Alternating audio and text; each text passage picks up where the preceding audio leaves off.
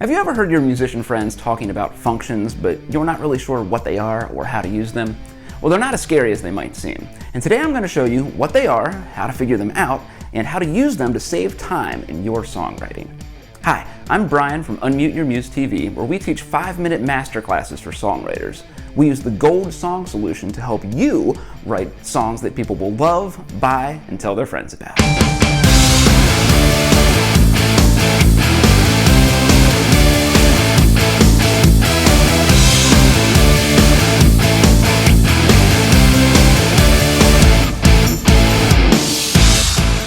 Functions are sort of like positions on a sports team. On a team, every position has its own job, its responsibilities, its tendencies, the thing that that a player in each position would normally be doing. It's the same thing with functions, but instead of talking about players, we're talking about chords within any given key. Now, the really nice thing is that once you learn these functions in one key, it's the exact same thing for all 12 major keys. Kind of like every team in a league has the same positions on their team, so too every key has the same functions. Now, you might be asking, is it really important for me to learn functions? Like, what good is it really going to do me? Well, there's a couple of different things that I'd like to point out to you here. First off, functions are a really easy way of transposing from key to key. So if you are in one key, like you wrote a song in G, but your singer needs to have it be in C just to fit their range. If you can use functions, that's a really quick way to help you switch from one key to another. Functions are also a great way to help you communicate with other musicians. So if you're, at a jam session and people are calling out chords, and if you don't know what the functions are, you're not going to be able to follow along. Or if you're just working on an arrangement or just trying to communicate with another songwriter, and if they can speak in terms of functions but you don't understand what they are, then you're kind of at a disadvantage there. And perhaps the most practical use for functions for you as a songwriter is that when you know the functions, it's a really quick way to figure out what chords are going to sound really good together, really resonant with each other in any given key. How to figure out what the chords are in a given key, and then how each of those chords is going to work with each other. So that's super duper helpful. But functions are not something that necessarily have to limit your options. They're just there to give you a way to quickly find what chords are going to sound really good together. Now, it's not to say that you can't use other chords that aren't within the functions of a key. You can always do whatever sounds good to you. This is just a shortcut to help you find the chords that are going to sound the most consonant with each other. Today we're just going to be looking at functions in major keys, and we're only going to be using triads, which mean chords that only have 3 notes in them. There are some more complicated ways of doing this. You can do chords that have 7th notes, or even beyond that, and you can also do it in minor keys, which work a little differently, and we'll make a separate lesson out about how to think about functions in minor keys. But today we're just going to use a regular, plain old major scale using triads. Now, I'm assuming that you already understand the basics of chord theory, and if you don't, check out one of the other YouTube videos on that. But just for a little bit of review, here are the 3 types of triads that we're going to be able to use today. So a major triad has the 1st, 3rd, and 5th note of any major scale. A minor triad has a flat 3 in it, and that's what makes it sound minor. Diminished triad keeps that flat 3 that the minor chord has, but it also has a flat 5, which makes it sound pretty dark. Now, when we're writing out functions are all going to be written in Roman numerals. Now, you don't have to be able to count real high. You only have to get to 7, but if you can remember from elementary school how to count in Roman numerals, that's going to be really useful. Just got to get to 7. Now, for major chords, any function that we have is going to be written with a capital letter. So no matter where it happens, like if it's a 1, this is going to be a capital I. If, for example, it's a 4, it's a capital IV. That's cool. Minor and diminished are both going to use lowercase letters.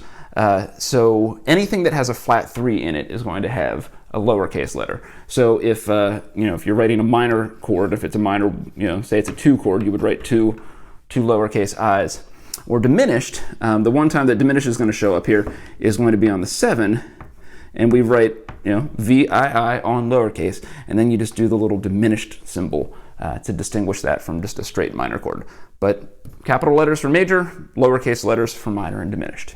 Okay, so let's break this down a little bit. And we're just going to use the example of the key of C to keep things as simple as possible. So what I have here is we've got 2 octaves worth of the key of C written out, and we're going to be just using that as a reference to kind of build these chords as we go along. So what we're going to do is build a triad, a little chord, off of each one of the notes in a scale, and that's going to give us our functions. So we're just going to start with a C. So this is a chord built on the root. And what we're going to do is just take every other note. So it's going to give us C, E, and G, which is a major triad. So if you remember, major gets a capital letter, and since it's built on the first note of the scale, it just gets 1. So Roman numeral 1 in capital letters. So whenever you see 1, that means a major chord built on the first note of the scale. There you go. Pretty simple. So now we're going to move on to the second note in the scale, a D. And you just do every other note in the scale, D, F, and A. Now, if you know your major scales, you would know that a D scale normally has an F sharp in it, so that means that this is a minor triad. And so minor is going to be lowercase. And it's going to be 2 because it's built on the second note of the scale. So just keep going. E, G, B. Sorry for my atrocious handwriting.